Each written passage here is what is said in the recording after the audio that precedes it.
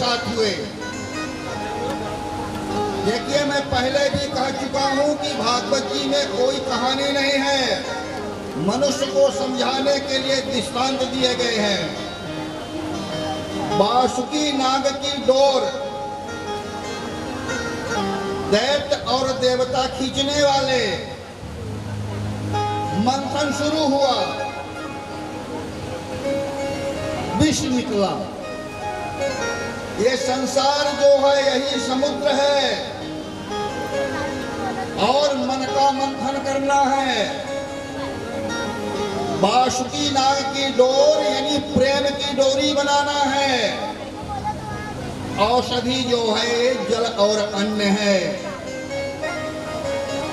मन का मंथन कब होगा?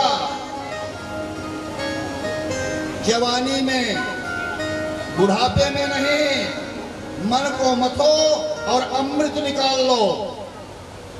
अपने हृदय को समुद्र बना लीजिए, मन को मंदराचल पर्वत मान लीजिए और विवेक को बासुकी नाग की डोर समझ लीजिए।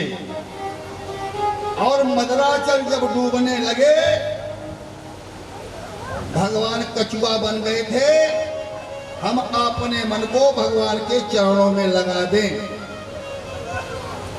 परंतु एक खतरा है, पहले विष निकलेगा और जो झुकेगा वो राधे राधे हो जाएगा। विष क्या है? विष है कर्कश वाणी। अमृत किसे मिलेगा? जो विष को पचा सकेगा। अमृत कलयुग में क्या है?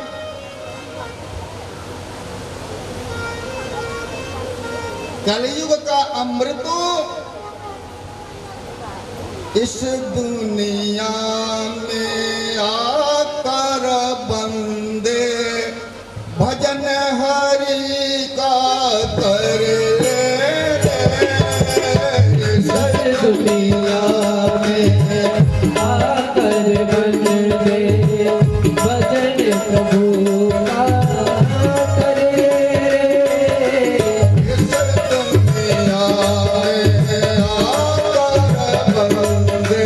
भजन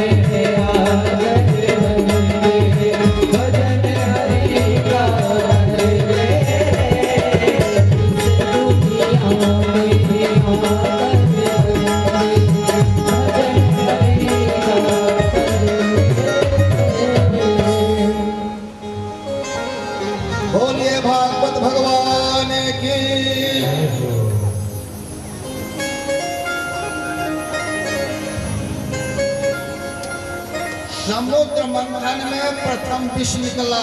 कौन बचाएगा? जिसके मस्तक पर ज्ञान गंगा होगी। ज्ञान गंगा किसके पास है? शंकर जी के पास। नारायण जो है भोलेनाथ के पास पहुंचे हैं, निवेदन करने लगे। सारे देवता संकट में हैं, भोलेनाथ आपको विष पीना है।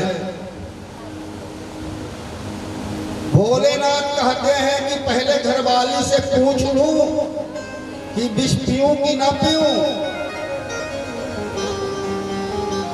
तो कोई घरवाली अपने पति को थोड़ी कहेगी कि जाओ विष पी लो।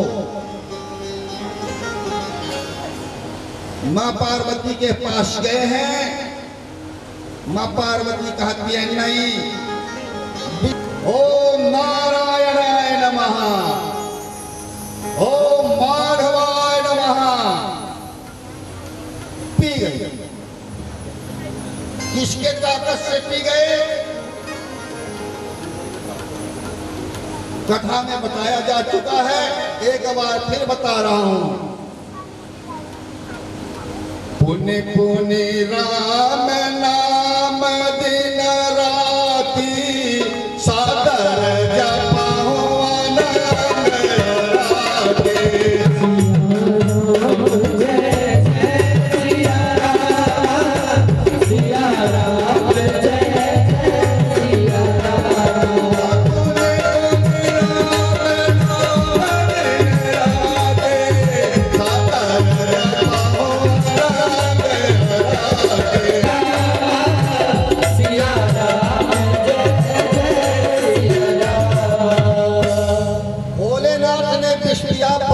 रखा कहां? ध्यान देना, ये कलयुग की गाली जो है ये जहर का काम करती है। भोलेनाथ वाला जिस तो हम लोग पचा नहीं सकते, पर जो अपमान का छोटा विष है इसको तो सहन कर सकते हैं।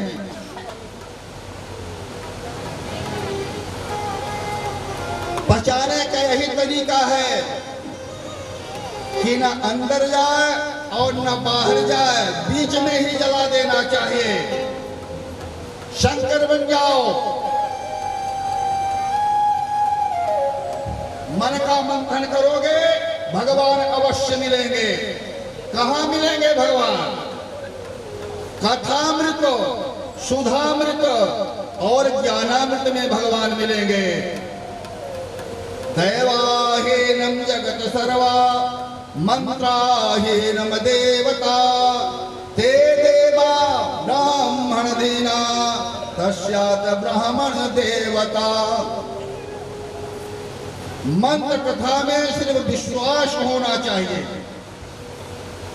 मंत्र की ताकत को स्वामी जी ने लिखा है रामचरितमानस में। मंत्र महामणि विषय व्याल के मेटत कठिन दुआर भाल के। सिया राम जय जय सिया राम, सिया राम जय जय सिया राम। प्रकट हो गए। बोलिए, जो भी मुझे प्रेम करता है उसके घर में चली जाती हूं। मोहिनी रूप पर मोहित दैत्य अमृत का घड़ा उन्हें दे दिया। बोले ठीक है, मैं झगड़ा नहीं करता हूं। अब ये जो अमृत है आप हम सबको पिला दीजिए। मोहिनी रूपधारी भगवान बोले कि ठीक है, दो पंक्ति बना लो और ये जो ऊपर का पतला पतला है ये मैं देवताओं को पिला देता हूँ और नीचे का जो गाढ़ा गाढ़ा है वो आप लोगों को पिला दूंगा। दो पंक्ति बन गई है, एक में दानव और एक में देवता। देवताओं में अमृत बट रहा था, राहु जो है सूर्य और चंद्रमा के बीच में आ गया। भगवान ने पंक्ति भेद नहीं किया कि ये दामाद जी हैं तो उनको ज्यादा घी दे दो, ये उनके गांव के हैं तो उनको कम घी दे दो। भगवान ने ऐसा नहीं किया। देवताओं को अमृत पिला रहे थे, राहु बैठा तो राहु को भी अमृत दे दिए। राहु अमृत पी ही रहा था कि भगवान ने सुदर्शन चक्र से उसका सिर काट दिया। उसके दो भाग हो गए और तब से नवग्रह के 9 देवता हो गए। सारा अमृत देवताओं को पिला। इसके बाद में देव और दानवों के बीच में भयानक युद्ध हुआ। दैत्य जो है वो पराजित हो गए। इसके बाद में 7वें मनवांतर की कथा का वर्णन है। श्री सुखदेव जी वर्णन करते हैं कि परीक्षित 7वें मनवांतर में श्राद्ध देव नामक मनु हुए। उनके समय में कश्यप और अदिति के घर में भगवान बावन का अवतार हुआ। परीक्षित जी कहते हैं गुरुवर, भगवान बावन की कथा श्रवण करना चाहता हूं। सुखदेव जी वर्णन करते हैं, राजन देवासुर संग्राम में दैत्य जो है पराजित होकर के शुक्राचार्य जी की शरण में गए और शुक्राचार्य की कृपा से उनका बल बढ़ने लगा।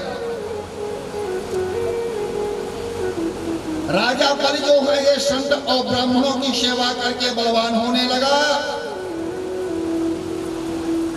गुरु शुक्राचार्य ने बलि से 100 यज्ञ करवाया। उसमें से विश्वजित नामक यज्ञ में सर्वजित नामक रथ प्राप्त हुआ। राजा बलि इंद्र को हरा करके इंद्रासन पर फिर से बैठ गया। शुक्राचार्य जी मन में विचार करते हैं कि बलि अगर और 100 वर्ष में यज्ञ करे तो स्वर्ग का राज्य हमेशा के लिए इसे प्राप्त हो जाएगा। और इस भावना से भृगुकक्ष भाड़ौत गए, यज्ञ शुरू हो गया। देवताओं की माता अदिति कश्यप जी की सेवा करके वरदान मांगने लगी कि मेरे पुत्रों को स्वर्ग का राज प्राप्त हो। कश्यप जी ने कहा, देवी तुम पयोव्रत करो, फाल्गुन मास से करना है। व्रत पूरा होने पर भगवान स्वयं पुत्र रूप में अवतरित होंगे। अदिति ने पयोव्रत किया। परम पवित्र समय आया। भाद्रपद के शुक्ल पक्ष द्वादशी के दिन मध्याह्न काल में माता अदिति के सम्मुख भगवान वामन प्रकट हो गए। बोलिए वामन भगवान की।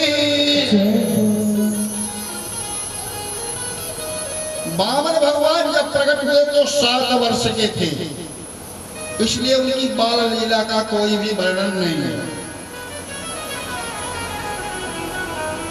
52 जी का यज्ञोपवीत हुआ। भगवान वामन जो है जगत को शिक्षा देने के लिए 3 बार समझा करते थे, और हम लोग तो 1 बार भी नहीं करते हैं।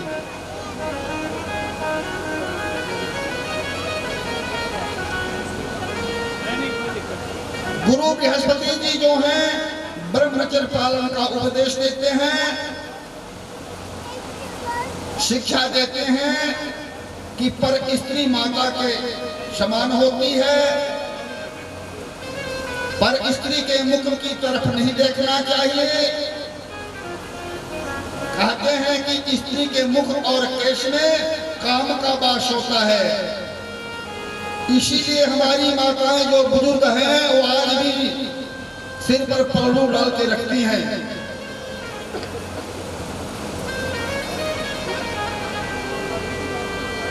एक बार श्री राम जी ने चंद्रहार दिखाते हुए लक्ष्मण जी से पूछा, ये लक्ष्मण, ये चंद्रहार क्या तेरी भाभी का है? लक्ष्मण जी ने कहा, ना हम जानामि केयुरे, ना हम जानामि कुंडले, नूपुरे बीजानामि नित्यं पादाहि बंदरम। मैं केयूर कुंडल पायल को नहीं जानता, मैं तो हमेशा माता जी के चरणों में नजर रखता हूं। आंखों में जब भी विकार आए नारायण का ध्यान करना चाहिए। नारायण के नाम की ताकत विचार करिएगा, नारायण के नाम में कितनी ताकत है। कबीर जी को तो सभी लोग जानते हैं। उनकी झोपड़ी जो है वैश्या के महल के पास थी। जब वैश्या का ग्राहक आता, कबीर जी की भजन सुन करके वहीं बैठ जाता, वैश्या को भूल जाता। धीरे धीरे उसका धंधा चौपट हुआ। वैश्या मन में विचार करती है कि अगर कबीर का झोपड़ा यहां से हट जाए तो मेरा धंधा शुरू हो जाए। ऐसा विचार करके अपने ग्राहकों से कहा कि कबीर के झोपड़े को जला दो।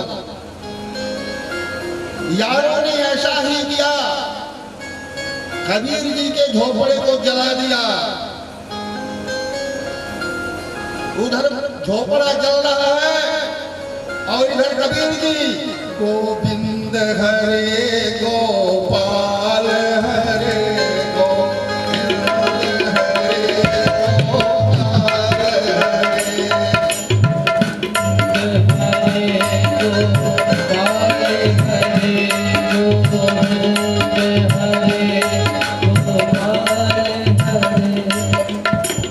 कबीर जी जो है भगवान नारायण का भजन कर रहे हैं, झोपड़ा उधर जल रहा है।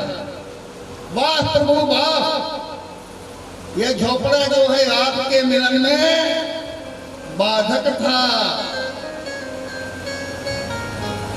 अब खुले आसमान में आपका दर्शन करूंगा। सब लोग सामग्री का हवन करते हैं और आपने हमारे झोपड़े का हवन स्वीकार कर लिया। उधर वैश्या हंस रही थी। नारायण की कृपा से झोपड़े की एक चिंगारी उड़ी, वैश्या दौड़ती हुई आई है कबीर जी के पास, बचाओ बचाओ बचाओ। कबीर जी ने कहा, ये तो स्वयं नारायण की इच्छा से हुआ है। तुम्हारे यार ने मेरा झोपड़ा जलाया और मेरे यार ने तेरा महल जला दिया। बता, तेरा यार बड़ा है कि मेरा यार बड़ा है? बोलिए भागवत महापुराण की।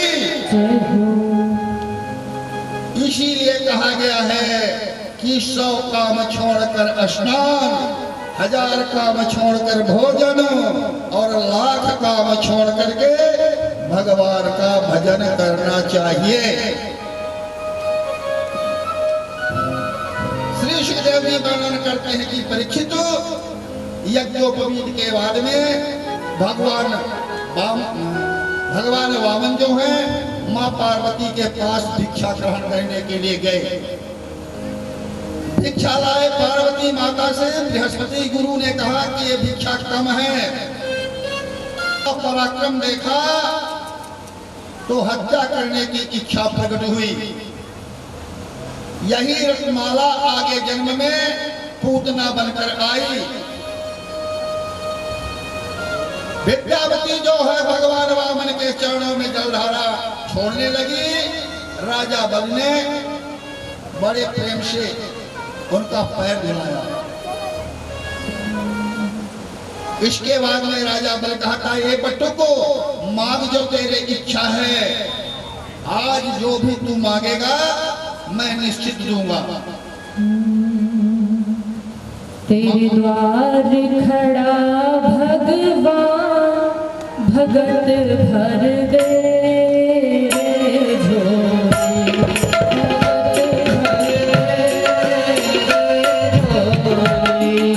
भगत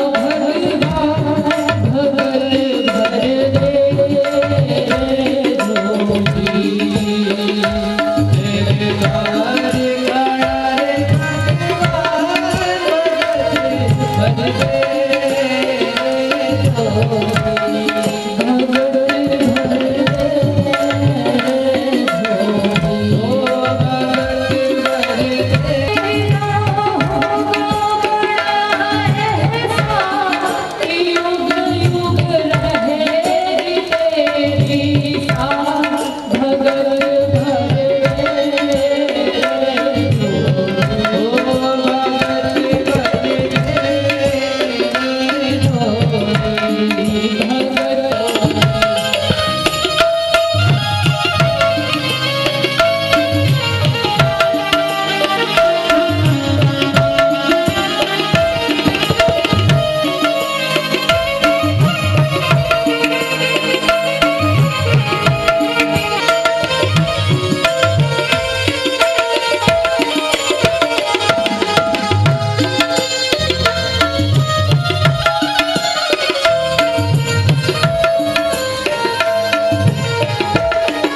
दे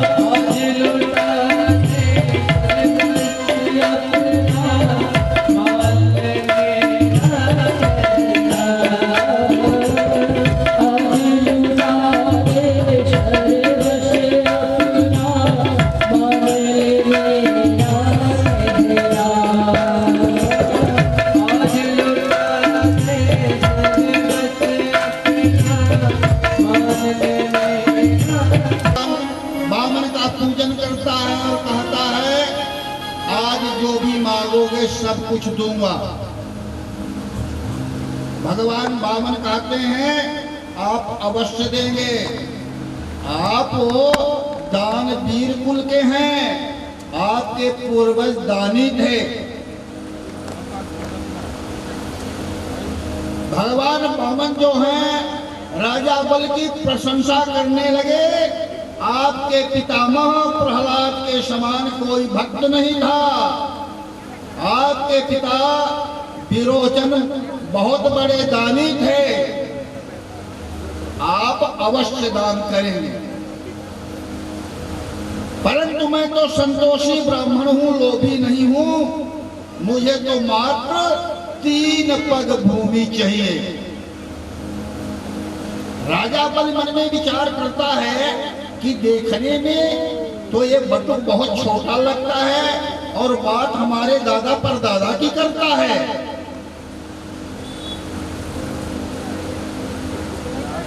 और दान में भी 3 पग मांग रहा है। तो भगवान ने 3 पग क्या है? क्रोध और लोभ। राजा बल समझ नहीं पाया, बोला ऐसा दान मत मांगो बटुक, ऐसा दान मांगो कि फिर दोबारा ना मांगना पड़े। कहता है मैं राजा हूं, दानी हूं और 3 पग भूमि देने में मुझे शर्म आती है। भगवान बावन कहते हैं कि कुछ भी हो, परंतु मैं संतोषी ब्राह्मण हूं और जो मेरे मन में आया हमने मांग लिया। राजा बल कहता है ये बटुक, आज मैं सर्वस्व देने के लिए तैयार हूं, आप जो चाहो मांग लो। भगवान कहते हैं तू चिंता मत करे, मैं ही तेरा सब कुछ ले लूंगा। राजा बल हाथ में जल लेकर के संकल्प करने के लिए तैयार हो गया। गुरु शुक्राचार्य जी ने मना कर दिया, अरे ब्राह्मण नहीं ये विष्णु है, तेरा सर्वस्व ले लेगा, तेरे को नरक में डाल देगा, देने से इनकार कर दे। राजा बल कहता है कि सब कुछ है पर मैं दानी हूं, दान दूंगा। आप सुन लीजिए, जल डालिए, मैं संकल्प पढ़ लूंगा।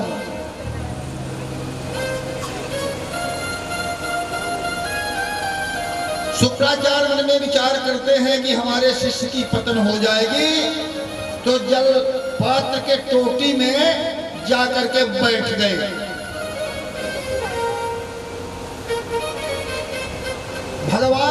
भगवान समझ गए कि शुक्राचार्य जी ने जल को रोक दिया है। एक तिनका उठाया, लोटे की टोटी पे डाला और वो तिनका जो है शुक्रा जी की आंख में पड़ा। एक आंख फूट गई। लेता कोई, देता कोई और नाहक को आंख गवाई। यहां भी है, अगर कोई 11 देता है तो सामने वाला कहता ना 1 रुपया दे दे। देता कोई है और मना कोई करता है। इसका मतलब है एक आंख फूट गई कि संसार को एक दृष्टि से देखो।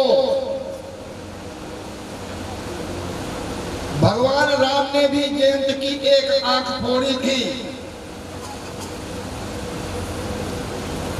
संकल्प पूरा हुआ। भगवान ने एक पग में पृथ्वी, दूसरे में ब्रह्मलोक व्याप्त हो गया। अब तीसरे चरण रखने के लिए जगह नहीं बची। बाबर भगवान कहते हैं कि बोलो तीसरा पैर कहां रखूं? आपत्ति आ गई है। आपत काल परिखिए चारी, धीरज धर्म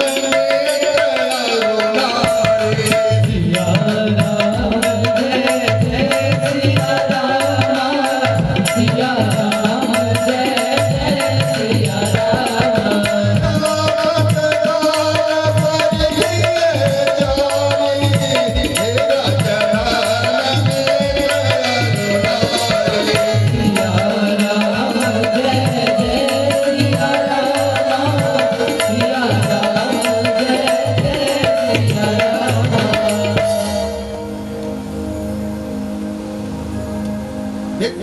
जी ने कहा कि ठाकुर जी को बोलो कि तीसरा पैर हमारे मस्तक में रख दें।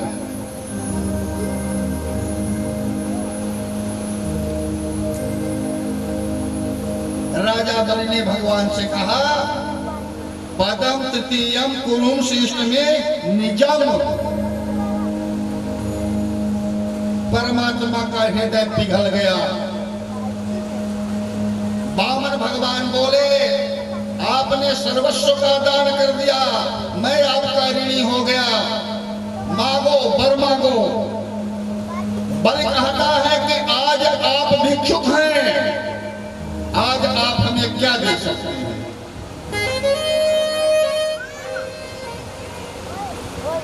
मैं आपसे कुछ भी नहीं मांग सकता हूं। वामन भगवान बोले कि आज मैं प्रसन्न हूं, आपको दूंगा। आज इंद्र को स्वर्ग का राज्य देता हूं और आपको पाताल का राजा बनाता हूं। इतना ही नहीं, आज से आपके प्रत्येक द्वार की चौकसी भी करूंगा, चौकीदारी भी करूंगा।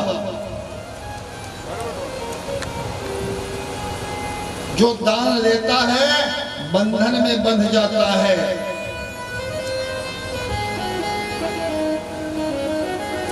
भगवान वामन बंधन में बंध गए। जब भी भगवान ग्रहण करते थे छोटे मोटे तो तुरंत में लक्ष्मी जी के पास चले जाते थे। इस बार नहीं पहुंचे, लक्ष्मी जी को दुख हुआ। नारद जी के पास पहुंची है माता लक्ष्मी, नारायण का पता पूछती हैं। नारद जी बोले, पाताल लोक में राजा बल की चौकीदारी कर रहे हैं। तब लक्ष्मी जी ब्राह्मण पत्नी बन करके, ब्राह्मण पत्नी का रूप धारण करके पाताल लोक पहुंची हैं। राजा बल से बोली, मैं आपकी बहन हूं। बलि को भी आनंद हुआ क्योंकि इसके बहन नहीं थी, और लक्ष्मी जैसी बहन किसी को मिल जाए तो आनंद तो आना ही है। श्रावण मास का महीना आया, रक्षाबंधन। लक्ष्मी जी ने राजा बलि को रक्षा सूत्र बांधा। राजा बलि प्रसन्न होकर बोला, बहन मांगो, तुम्हें क्या चाहिए? लक्ष्मी जी बोली कि आपका जो ये द्वारपाल है यही मुझे चाहिए।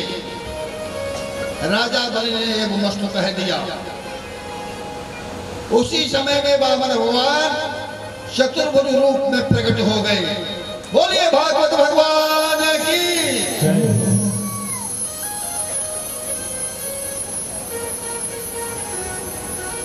श्री सुखदेव जी वर्णन करते हैं कि राजन, माता लक्ष्मी भगवान नारायण के साथ श्रावण शुक्ल पूर्णिमा के दिन वैकुंठ में फिर से पहुंची है। तब से रक्षाबंधन शुरू हुआ।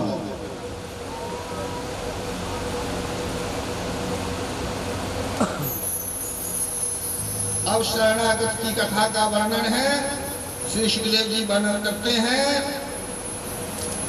राजन महाराज सत्यव्रतो कृतमाला नदी के किनारे में तर्पण कर रहे थे। उनके हाथ में एक मत्स्य आ गया। राजा ने उसको अपनी कमंडलू में रख लिया। मत्स्य बोला कि मैं आपकी शरण में आया हूं, आप हमारी रक्षा कीजिए।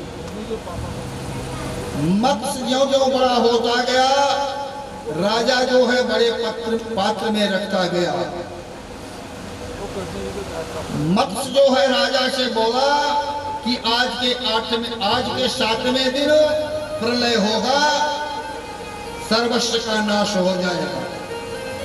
तुम मेरा स्मरण करना, मैं तुम्हारी रक्षा करूंगा। मुझ में अपनी नैया को बांध देना।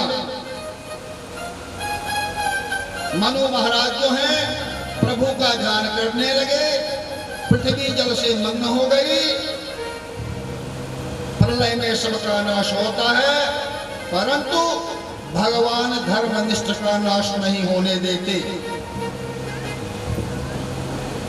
मन को ही मत्स्य की उपमा दी गई है। शरीर ही नैया है, प्रभु के चरण जो हैं वो सीग हैं। इस शरीर को परमात्मा के चरणों में बांध दीजिए। बोलिए मत्स्य नारायण भगवान की।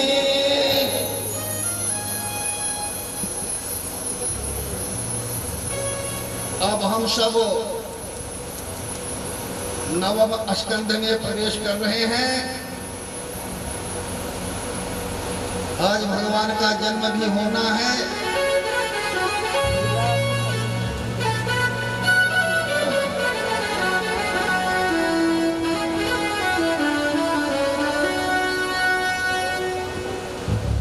हो जाए छोटी सी भजन हो जाए अच्छी बात। मैंने मोहन को बुलाया है, वो आता होगा। मैंने मोहन को बुलाया है, वो आता होगा। तुम भी आना मेरे घर, आज तमाशा होगा। तुम भी आना मेरे घर, आज तमाशा होगा। तुम भी आना मेरे घर, आज तमाशा होगा। तुम भी आना मेरे घर, आज तमाशा होगा। सब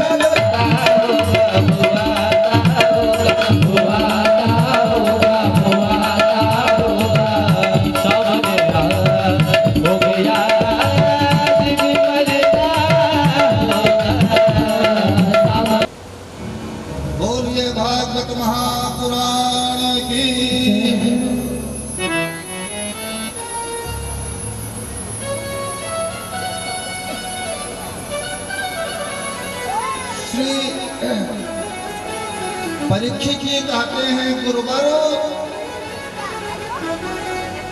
आगे की कथा का वर्णन कीजिए,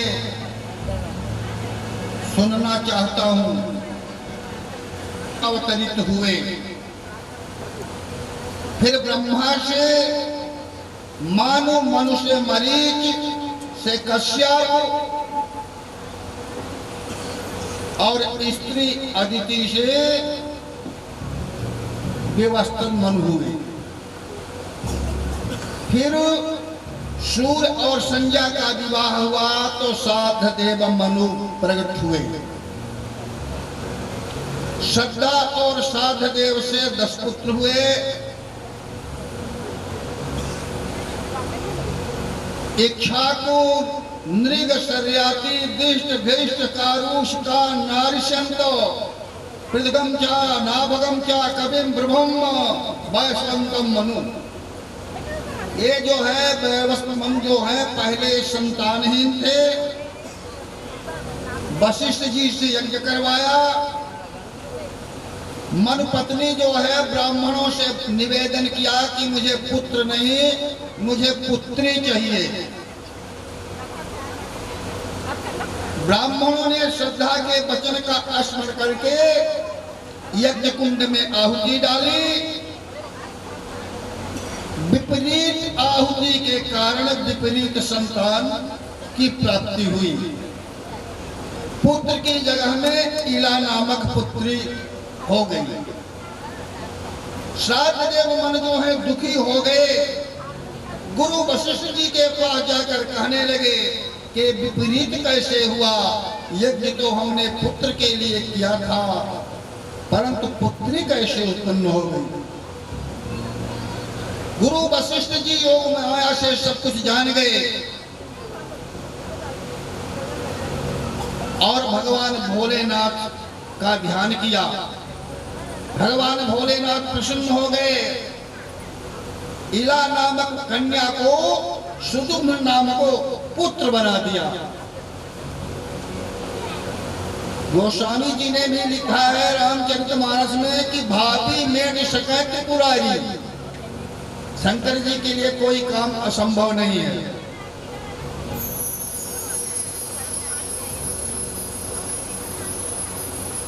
राजा परीक्षित जी कहते हैं कि ये तो बहुत अच्छा प्रसंग गुरु जी आप सुनाए हैं, और आगे की कथा सुनाइए।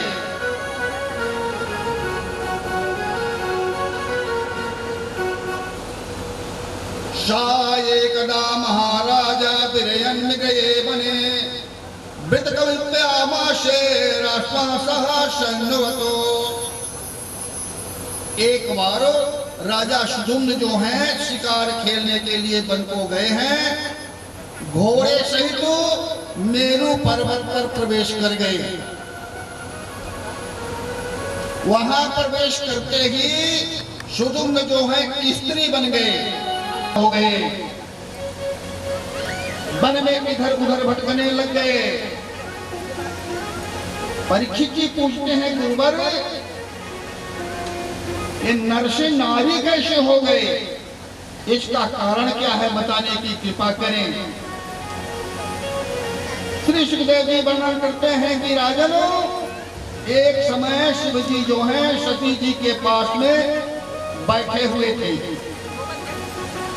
उसी समय में बहुत से ऋषि मुनि भगवान इस वन में आएगा, आते ही नर से नारी बन जाएगा। भगवान के श्राप के कारण सुदुम्न को फिर से स्त्री बनना पड़ गया।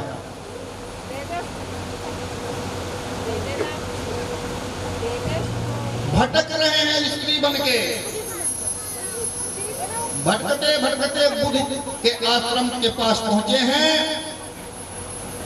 बुद्ध ने देखा कि हमारे आश्रम के पास में कई स्त्रियों के साथ में एक सुंदर स्त्री विचरण कर रही है। बुद्ध जी विचार करते हैं कि यह मेरे योग्य हैं और स्त्री बने। सुदुम्न जो है वो भी बुद्ध पर मोहित हो गए। और इनका जब संयोग हुआ तो पुरूरवा नामक पुत्र का जन्म हुआ। अब सुजुम्न की दशा को देखकर वशिष्ठ जी फिर भगवान भोलेनाथ का वंदन करने लग गए। फिर भगवान भोलेनाथ प्रसन्न हुए और बोले, मां संपमान शाभविता मां समिष्टि तब गोत्रजः। बोले कि 1 महीने एक स्त्री रहेगा और 1 महीने पुरुष होगा। इसके बाद में फिर सुजुम्न के 3 पुत्र हुए, उत्कर, गय और विमल। ये सब जो है दक्षिणापथ के राजा हुए। वृद्धा अवस्था आने पर सुजुम्न जो है पुरूरवा को राज्य दे करके तपस्या करके अपना कल्याण करते हैं।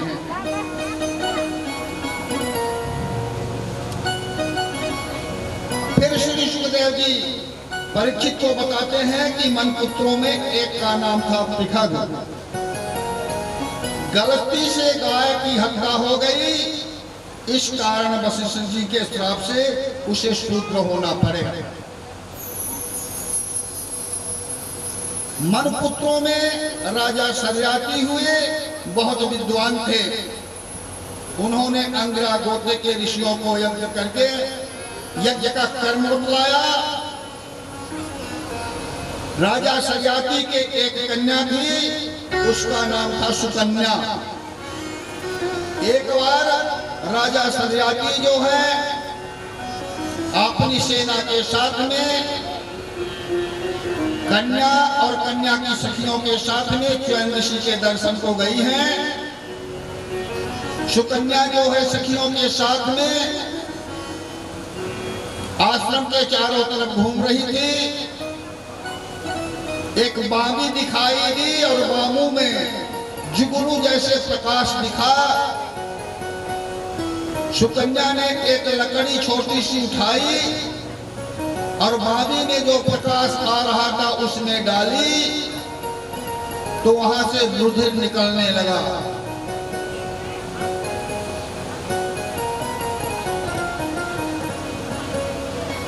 जब रुधिर निकलने लगा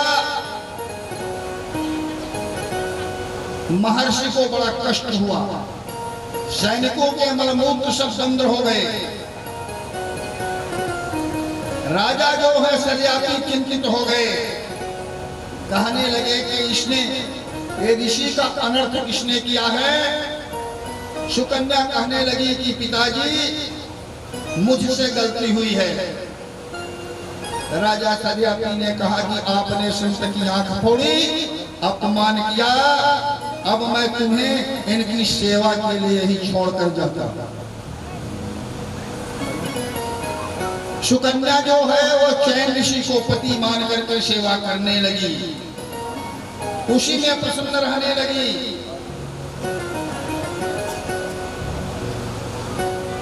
एक समय में आश्विनी कुमार आए हैं और ऋषि को जो है नवजीवन दिए। कुछ दिन के बाद में पिता सरियाती पुत्री से मिलने के लिए आते हैं तो देखते हैं कि कन्या के साथ में एक नवयुवक बैठा हुआ है। मन में विचार करते हैं, ग्लानि करते हैं और कहते हैं बेटी तुमने तो दोनों कुलों में घृणा पैदा कर दिया। पिता के वचन को सुन करके सुकन्या कहती है, पिताजी जिसकी सेवा में आप मुझे छोड़कर गए हैं ये भृगुनंदन महर्षि ही हैं। कन्या के वचन को सुनकर सरियाती अति प्रसन्न होते हैं और कन्या को गले लगाते हैं। श्री सुखदेव जी कहते हैं, परीक्षित राजा सरियाती के 3 पुत्र थे, उत्तानवही, अनर्त और भूरसेन। अनर्त से रेवत और रेवत के 100 पुत्र हुए। सबसे बड़े का नाम था वो कुतुभी, उसकी कन्या का नाम था रेवती रेवती का विवाह बलराम जी के साथ करके तपस्या करने के लिए बदरी बन गए और अपना कल्याण कर लिए। कहते हैं इसके बाद में उसी वंश में मनपुत्र नभः का पुत्र नाभाग हुआ। वो ब्रह्मचार्य पालन करने के लिए गया हुआ था। इधर सारे भाई जो हैं संपत्ति में बंटवारा कर लिए और नाभाग के हिस्से में पिताजी को दे दिए।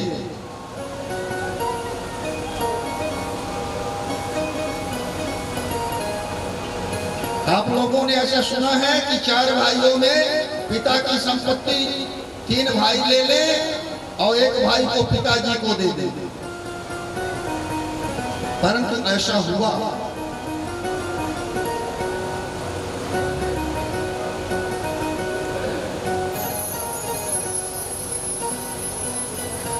इसके बाद में नभाग का पुत्र हुआ अम्बरीश। अम्बरीश ऐसा धर्मात्मा राजा हुआ कि ब्राह्मणों का श्राप भी उसके पास नहीं जाता था। अम्बरीश कौन है? जिसको चारों तरफ दिखाई दे वही अम्बरीश है। भक्ति के मार्ग में धन नहीं तन नहीं मन प्रधान है, इसलिए भगवान को मनमोहन कहा गया है।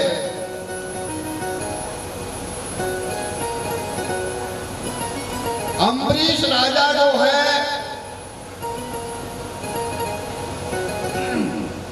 चक्रवर्ती, अतुलित बल,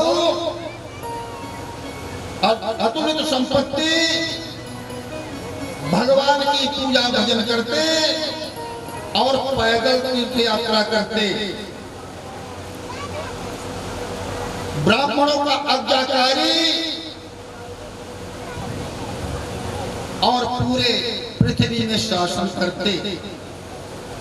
उनकी तपस्या को देख करके भगवान नारायण जो हैं उनकी रक्षा के लिए अपने सुदर्शन चक्र को नियुक्त कर दिए। राजा अम्बरीश जो है एकादशी का व्रत करते थे, सदा धर्म का पालन करते थे। एक बार उद्यापन करने का मन में विचार आया। राजा ने ढेर ब्राह्मणों का निमंत्रण कर दिया, भोजन दिया, दान दिया, और जब स्वयं पालना करने के लिए तैयार हुए तब अतिथि के रूप में दुर्वासा जी आ गए। राजा ने दुर्वासा जी का स्वागत किया और भोजन के लिए निवेदन किया। दुर्वासा जी बोले कि अभी मैं जमुना जी में जाऊंगा, स्नान करूंगा, इसके बाद आकर के भोजन स्वीकार करूंगा। दुर्वासा जी गए हैं, यमुना जी में स्नान किए हैं और भगवान के ध्यान में लग गए। समय का ज्ञान ही नहीं रहा। इधर जो है द्वादशी का समय बीत रहा था। राजा मन में विचार कर रहे थे कि हमारा व्रत खंडित हो जाएगा। तब तो वहां ब्राह्मण थे, उन्होंने कहा कि आप जल के द्वारा अपने व्रत को तोड़ दीजिए। ब्राह्मणों के वचन को सुनकर के राजा अम्बरीश ने ऐसा ही किया।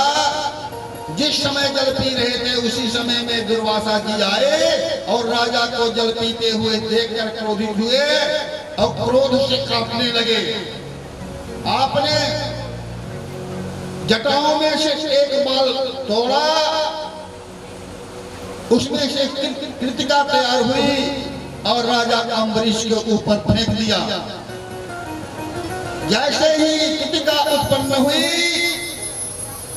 भगवान नारायण का सुदर्शन चक्र उसके पीछे दौड़ा और कृतिका को जला करके भस्म कर दिया।